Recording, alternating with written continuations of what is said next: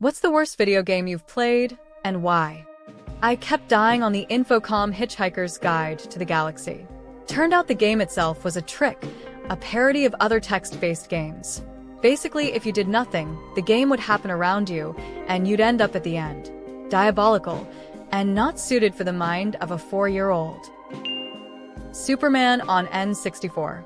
The game is virtually unplayable. Lee Carvalho's Putting Challenge. I'm still not over ED. Home Alone on the NES, just running away from the guys until the timer runs out. I was a huge Back to the Future geek as a kid. Could not wait to get the NES game. I could not believe how stupid it was, and how it had almost nothing to do with the movie. X-Men for NES. I'll never get over dropping over $50 of hard-earned allowance money at 11 years old to buy that turd in a cartridge. The original Harry Potter games past The Prisoner of Azkaban were a mess. The Simpsons skateboarding. The clunkiest Tony Hawk-alike you'll ever play. I swear blind it's the worst Simpsons game ever made. Big Rigs. Over-the-road racing. I only played it because it was on Angry Video Game Nerd. But that game is the worst. People say E.T. and Superman 64 are bad, but they've never played Big Rigs. Honorable mention to Desert Bus minigame on Penn and Tellers. Can't call it the worst because the company making it crumbled before releasing it. But for all purposes, it is a complete game. And Desert Bus is a real-time bus, with a bus that has a slight drift. Driving in a featureless desert that takes. Double Dragon on the C64. Absolutely broke my heart.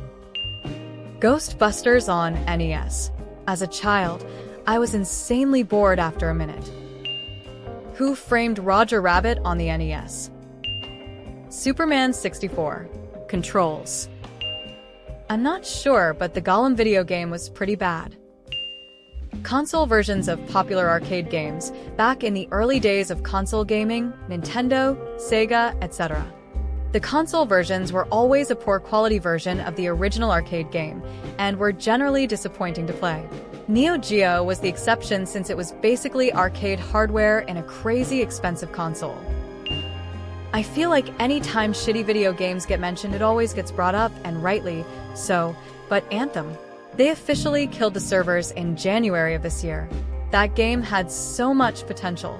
When they showcased the demo at E3 in 2017, it had people hyped and talking about it constantly. When the game came out, no one was hating on it right away. It was a nice game, and the first of its kind. Open world, personalized Javelin exosuits, fun combat, and it was multiplayer. BioWare and EA are. Fester's Quest on the NES was a pretty shit game and frustrating because it actually did a lot of clever things but had so many glaring flaws it just made me gag. Fallout 76 was a scam of a game when it was released. The most disappointed I've ever been was playing Red Faction 2. Tedious, annoying, and the only building destruction you could do was pre-designated spots that flashed green until you shot them with an explosive. I despised all the pro wrestling games from around 97 to 2001 not developed by Aki and THQ. I honestly could not get into Dead by Daylight for more than a couple rounds.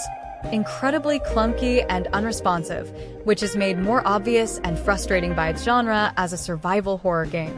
I'm genuinely surprised that this one is as big and popular as it is. Objectively, it was Echo the Dolphin for me because I could never get out of the first pool.